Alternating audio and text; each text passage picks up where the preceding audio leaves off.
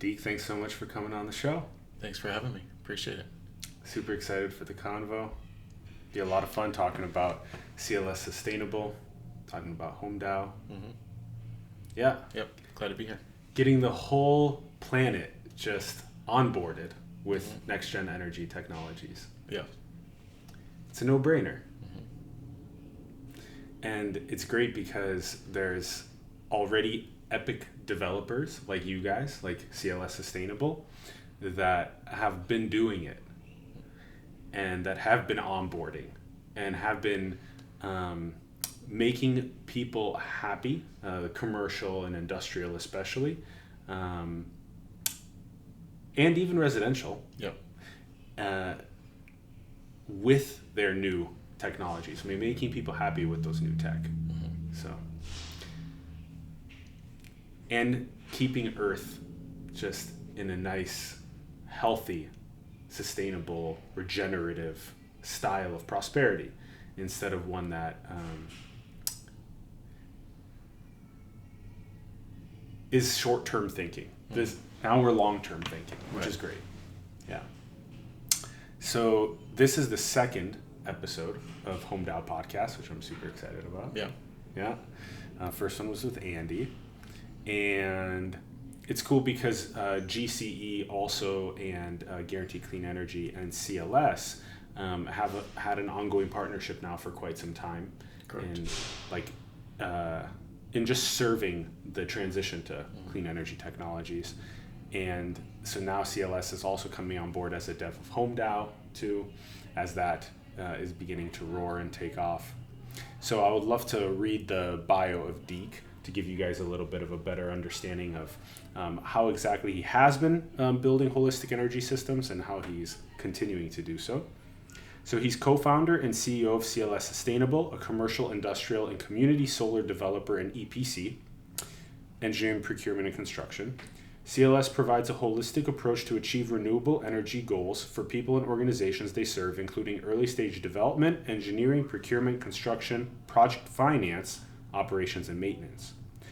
Deke was named Entrepreneur of the Year for the energy industry by the American Business Awards in 2019 and 2021. Yes, sir. It's an awesome goal. It's so cool. Yeah. Yeah. Such a cool award. Nice. And you guys can find the links in the bio below, clssustainable.com. Also, Deke's LinkedIn profile is down there, as well as all the Home DAO links. Deke, let's jump into things by understanding like your journey through energy itself. So this is actually my 20th year in the energy industry. So I started back in 2002, 2003 in the oil and gas industry. So kind of a complete opposite of where I am today, right? It was more on the finance end where I was working with a small independent operator here in Dallas, Texas. We were drilling for natural gas wells, which at the time we're right on top of right now, which is the Barnett Shale. At the time, it was the largest natural gas field that was discovered. Nobody knew how to really tap into it though, because it was a tight shale formation. And in 2003, 2004, a gentleman by the name of George Mitchell with Mitchell Energy, he had, there's always been frac technologies, but he had come out with this slick water frac where they used a ton of sand and used it as a proppant to hold open the layers of the shale to then release the hydrocarbons, right? At that point in time, Devon Energy came in, acquired Mitchell Energy, and then a bunch of your larger independents, and at that time it made a bunch of these oil and gas firms like your Chesapeake Energies, your Devon Energies, EOG Resources. They all moved into these shale plays, and where they're naturally rich in hydrocarbons, whether it be oil and or natural gas. This one specifically was natural gas. But what my job was is we would actually raise capital to go out and drill wells in the Barnett Shale. And I did that for about 3 or 4 years. And at the time, again, with all these larger organizations moving in, the company I was with actually got acquired. So it was either make that transition or kind of go out on my own, and I've always had an entrepreneurial spirit. So I said, you know what the heck, I'll give it a shot. And I had opened up my first oil and gas company in 2007. We had acquired some acreage in another shale play, which was emerging at the time, called the Fayetteville Shale in Arkansas, and we did some drilling out there, and again with frac technologies back then. And back then, nobody really understood the negative effects of what fracking was actually doing, right? I'm sure you've seen it on TV shows or even in movies, right? The Matt Damon movie, where people actually had fire coming out of their water faucets, right? That there were gas coming out of their water faucets that they could then light and fire up. So, seeing that kind of detriment, and at this point I was probably in my late or mid to late 20s, and you kind of had blinders on, right? You knew stuff was happening, but it wasn't one of those things that was really at the forefront of your mind. It was just, how can we exploit the hydrocarbons? How can we pull them out, right? So I did that for a couple of years on my own. We were dealing with an operator that was out in Arkansas who ended up actually taking some of our capital investment that we had injected into him and took off. Fortunately for us, we actually acquired the leases beforehand, so I was able to take the leases over, and by default I became an operator myself.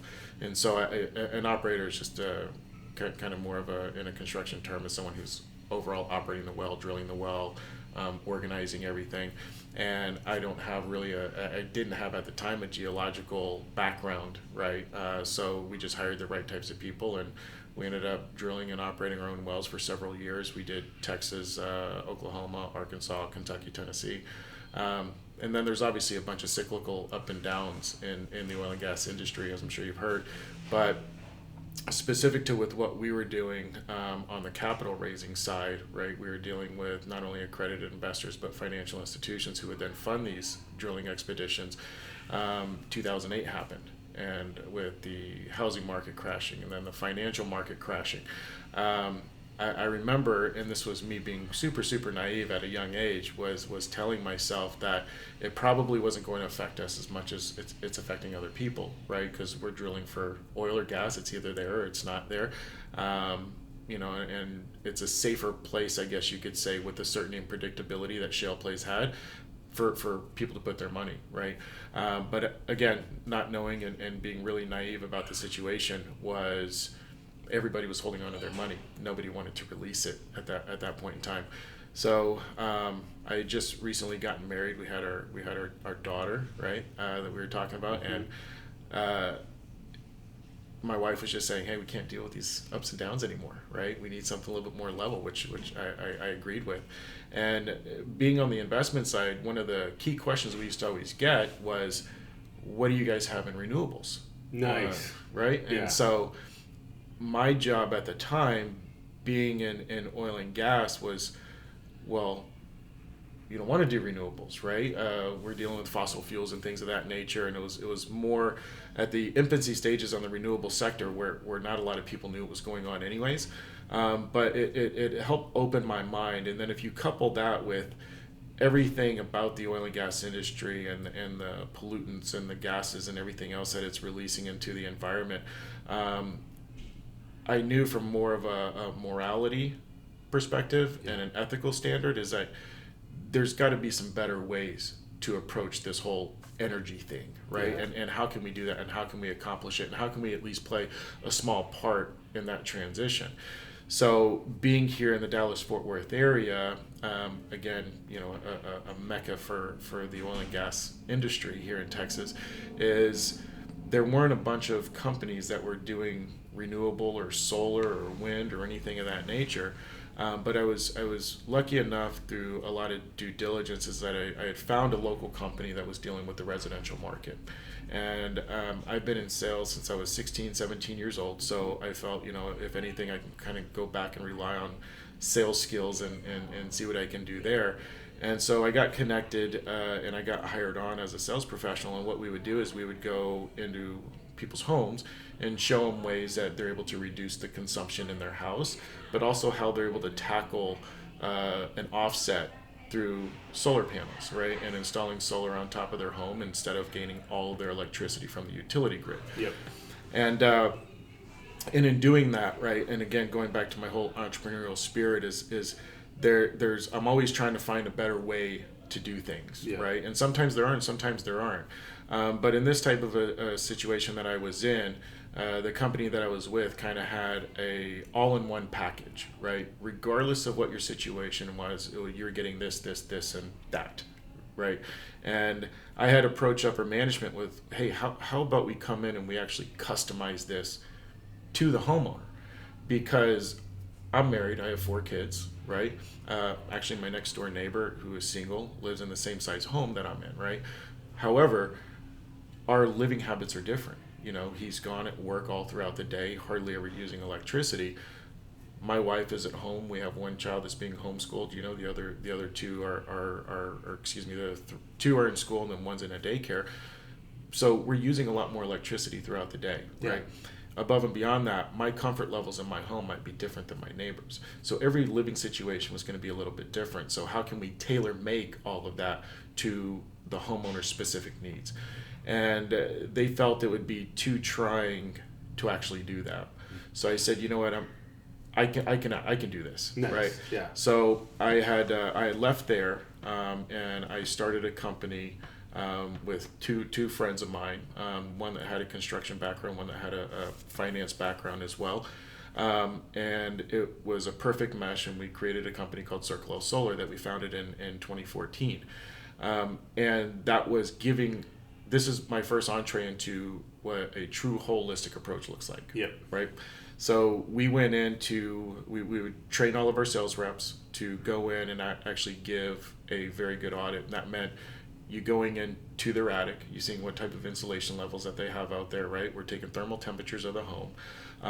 We would do everything from re-insulate their attic, but we would also do barrier type products, a radiant barrier that would go on the rafters of a roof to create a more suitable environment inside the attic space, not only for the home and heat penetration into the house, but also think about HVAC equipment that is actually sitting up there in a not so great environment, right? You have an AC system trying to produce out, 50 degrees, 60 degree air into your home. However, your ducts in the AC system is sitting in an attic that's 140 degrees, right? Kind of counterproductive, if you will. So we did all that. We brought in the holistic approach, even through water heating solution, HVAC systems. We did high efficiency systems that were not your typical 14, 16 SEER builder grade models, but we were doing 20 plus SEER systems in homes where we could see a reduction just on that alone of between 25-30% of consumption. LED lighting and all that other good stuff. So we did that, and we grew pretty rapidly. That's where the 2 entrepreneur awards came from. CLS was actually a top energy company in 2019 as well through the American Business Awards. Sweet. And in a 3-year period, we had a growth rate of over 2,200%. We were featured on Inc. magazine's Nice. fastest growing companies in the U.S., ranked 176. And with all this came some notoriety, but also some interest from private equity firms and investment groups. So we actually ended up exiting that company in July of last year. But throughout this process on the residential side is, I thought, well, this is scalable.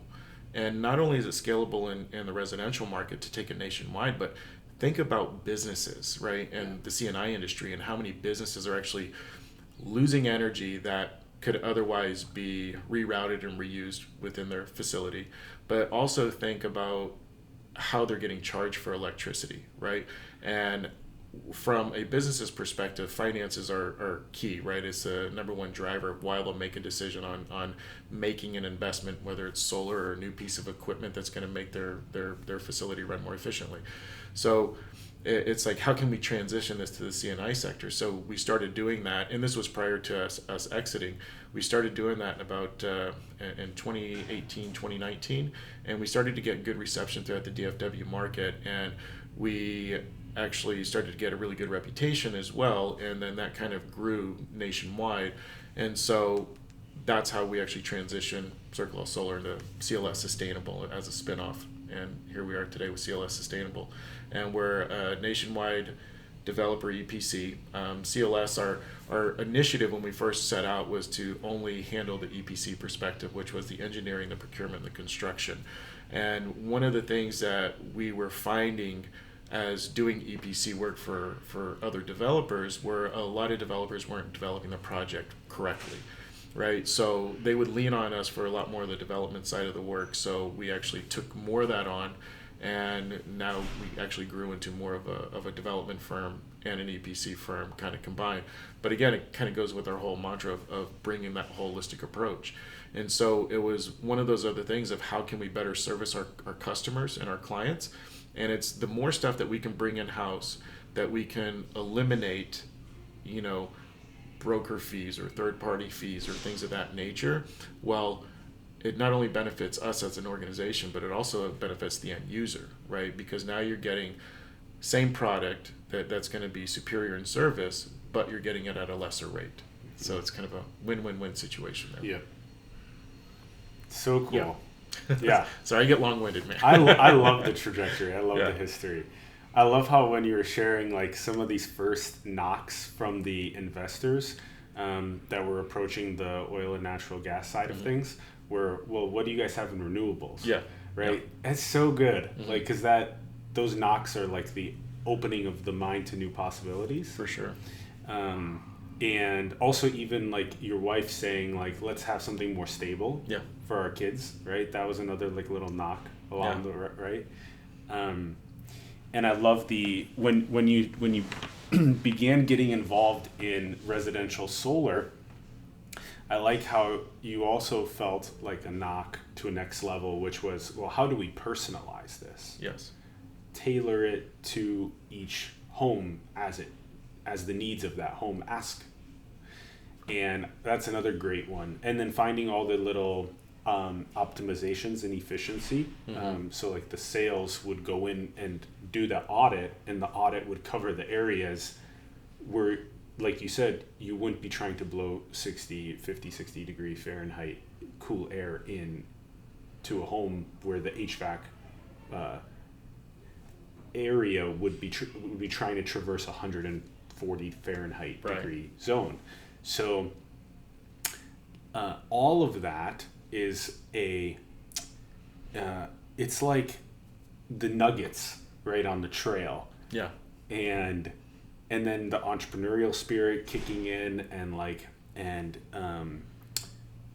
really wanting to explore what renewables and next gen energy technologies were, and then even making an exit an exit into CNI, and just seeing like, well, and it's good being rewarded also with awards and like getting more private equity interest and things like that, because those are also signs along the way that damn, things are going well. Yeah. And there's actually a lot of like big money interested in the transition, not just making money, but also like there are ESGs and SDGs and these like initiatives that money is now more often needing to follow for a sustainable, prosperous, abundant planet and future for generations to come.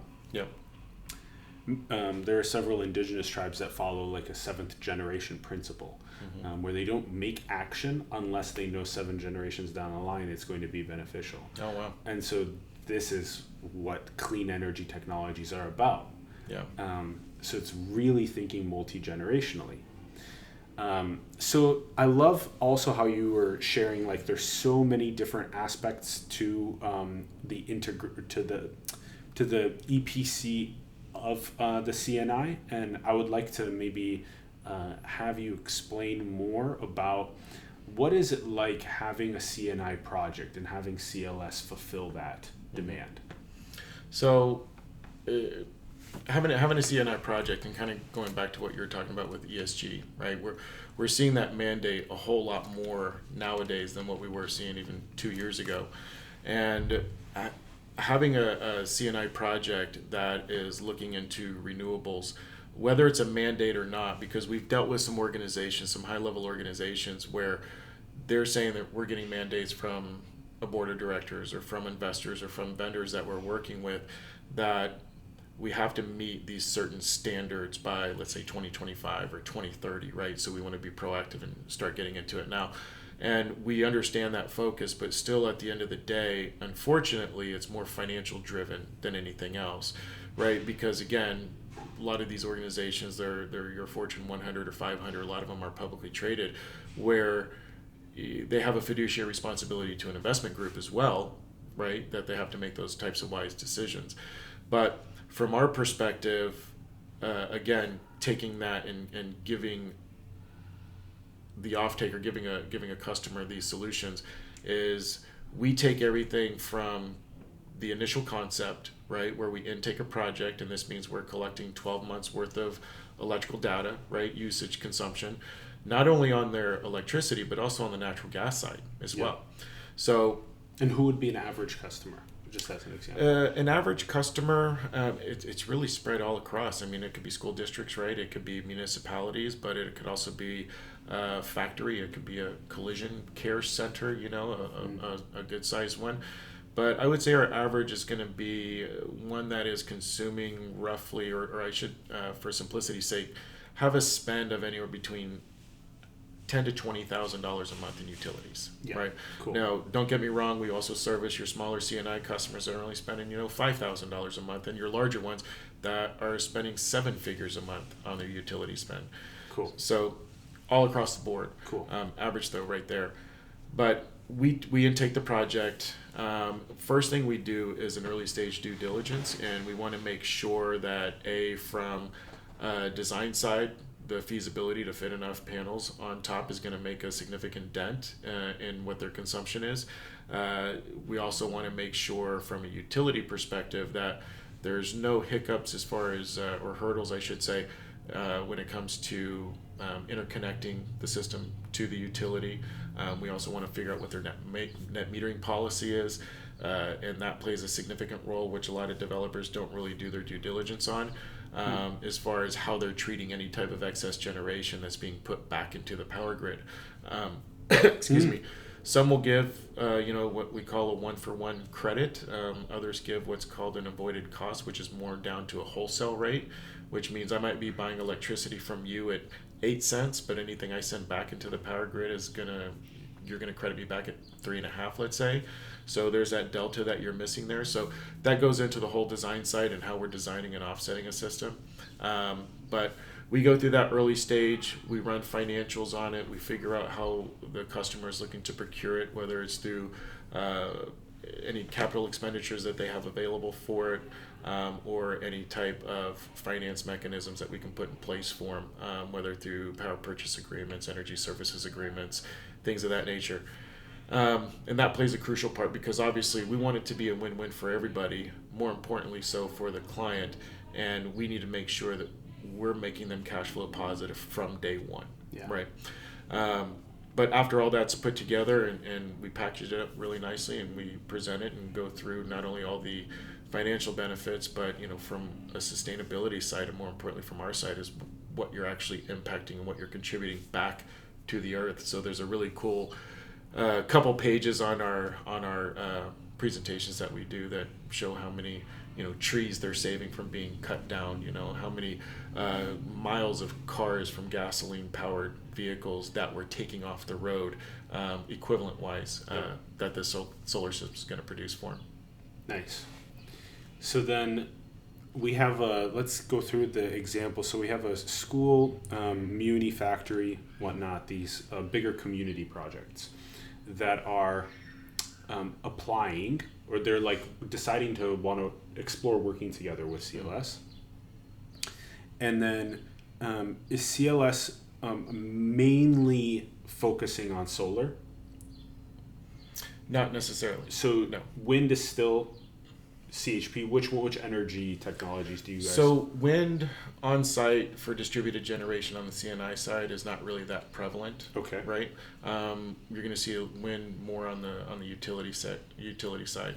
We're looking at solar, but we're also looking at other types of generation systems. Right. So if like grocery chain, for instance, right, has a bunch of chillers and coolers and everything throughout their facility, that every time they're kicking on and off, there's big draws, big amperage that's being pulled. And so when they're doing that, most utilities are going to charge like kind of like a time of use or a demand fee, right? Depending upon what time of day and what that cost is. So a lot of times when we're investigating a utility bill, we can find that those demand charges are sometimes 40 to 50% of what their overall bill is. So solar is only going to positively affect more the supply side.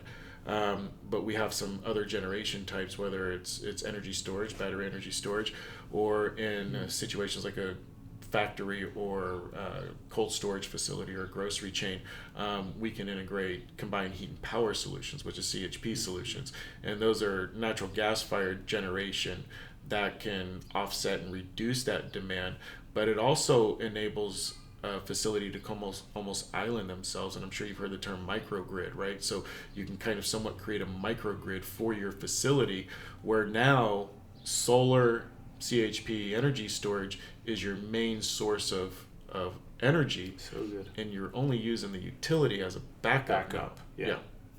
Great. So that's the vision of working with CLS. Yeah. Cool. Yeah.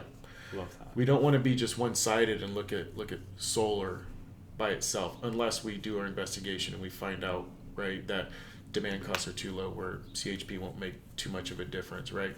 But here in Texas, and I'm sure as people have heard around the country, back in February of last year, you know, the power grid went down.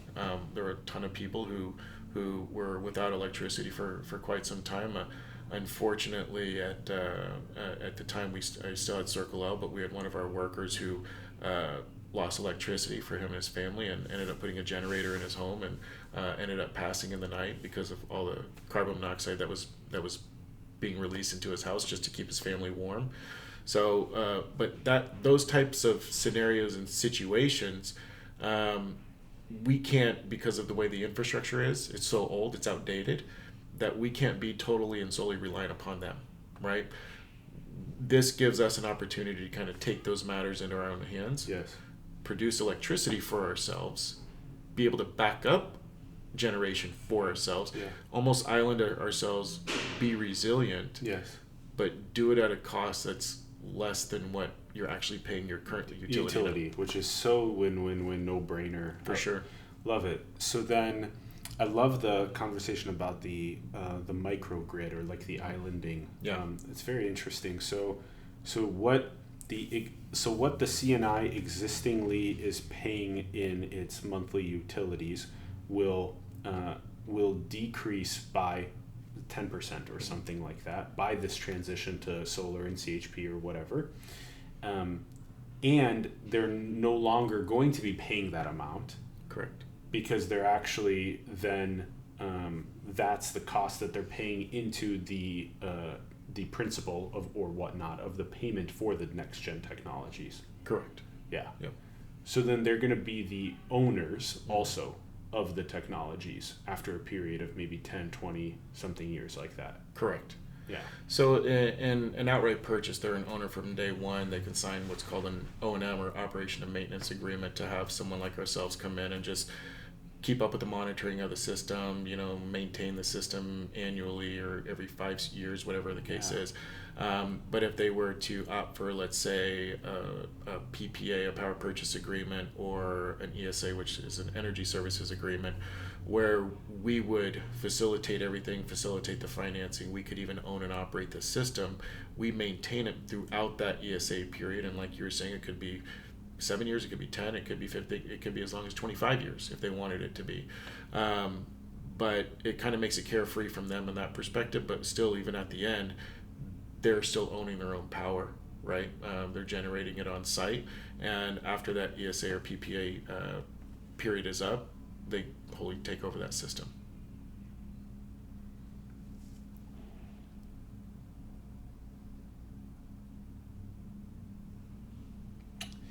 Cool. And so then, this is so good. It's also very relaxing just hearing about it, really. Because I'm just feeling that there's so many industries that are looking for this, and now to have it packaged into a solution that then makes it easily accessible and frictionless as possible, and a win for them, a win for you, a win for the planet,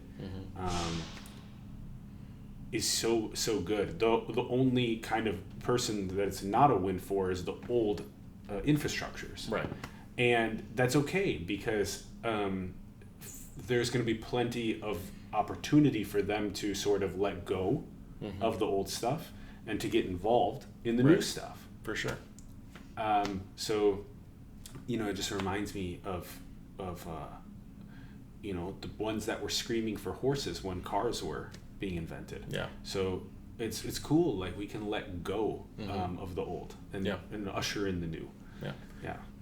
You always have that little uncomfortable period, right, where that transition is being made. And I feel like that was a great analogy that you were saying between the horses and the cars. And we're seeing that now in the energy industry between fossil fuels and renewables. And there does have to become a period where you do have to let go of those old methodologies and start to adapt the new ones. And especially when they usher in independence and these microgrids, these no-brainers of then not being reliant on an externality and paying more for that externality, but instead paying less and owning your own renewable tech stack. Yeah. So brilliant. This is truly my favorite part of this this next gen energy technologies movement, and especially how this is all funneling into this like home DAO mechanism. So let's talk about that. So CLS coming on board as a developer in the home DAO ecosystem. So how did you guys get excited and involved about this, and what excites you most about the mechanism itself? Yeah. Well, Andy Bittner with GCE, whom we've worked with before in the past, had approached us with this along with another group that we're all involved with. And at the beginning, because I don't have too much knowledge about blockchains and DAOs and things of that nature, I didn't at the time. It was a really, really interesting concept, right? And it was almost one of those things where it's like, man, this sounds too good to be true, type deal. But as Andy and some of our colleagues started explaining a little bit more and kind of just putting it down on paper, like this is what it's all looking at. My partner Kevin and I looked at each other and like, man, we're either gonna be involved in something that's really, really, really groundbreaking if we decided to move forward with this, and I don't even think groundbreaking is the right word. I'm not even doing it justice, what this could be, or we're going to just kind of stick to our own methodologies and we're going to miss out on something big, right? So it's like, do we want to jump in and take that risk? And we both had the same response, and it was absolutely 100%. And so we're really, really excited that we've been asked to kind of join and help and participate. I think what it means from us or from me personally is having my background in the financial industry and how everything is just so regulated, right? And things can get at times political or politically driven in the finance world. This kind of decentralizes all of that, right? And now with like smart contracts and everything else, it's like there's these digital imprints that are already there that are proof. There's no way around it. Everybody has to be transparent, right? And I think that word transparent is a great buzzword nowadays, but I think people are overusing it. You know what I mean? But this is like the true spirit of transparency. Yeah. And so everybody who is involved, from investors to the developers to even the end users, they all have that same level of transparency versus we know things that you don't know and we know things that you don't know, right? So that's probably one of the most exciting things about it, is that transparency is there for all to see, not only which used to be the high level investor groups knew everything, right? And you knew a little bit and they didn't know much. Now everybody's on the same playing field. Yeah. Yeah. And another one that that I got really excited about was when we were designing the visual that we've had up in the previous episode we did with Andy, the first one, that there's a a streamlining of the funding to the developers for EPC. And will you talk also about like your excitement about that? Oh yeah. That as far as the back end and the execution part, the funding aspect is something I'm super excited about, because now this allows developers and EPCs that are out there who have been looking for funding or looking for the right funding partners in order to get projects done. This kind of streamlines that process for them. It makes the process a lot easier for an EPC to bring a client to the DAO. So cool. Yeah, it is. It is. So good. And so the end user who we really want to benefit from the system the most, both financially and environmentally, gets to accomplish that, right? As to where today, trying to find a debt stack or capital stack that's going to finance one of these projects, and you're having to go through big banks with big fees and big interest and all that other stuff. Everything kind of gets diluted before it gets to the end, whereas this process kind of mitigates that. Yeah. So good. And then how about how are the how will Home DAO, how will that help the sort of the existing funnel or pipeline that is, besides like the streamlining of funding? And I'm just envisioning all of these prospective clients that are very interested in what CLS can offer to them, and the Home DAO sort of like facilitating like the onboarding of this process with the streamlining funds and stuff. So you just speak to that.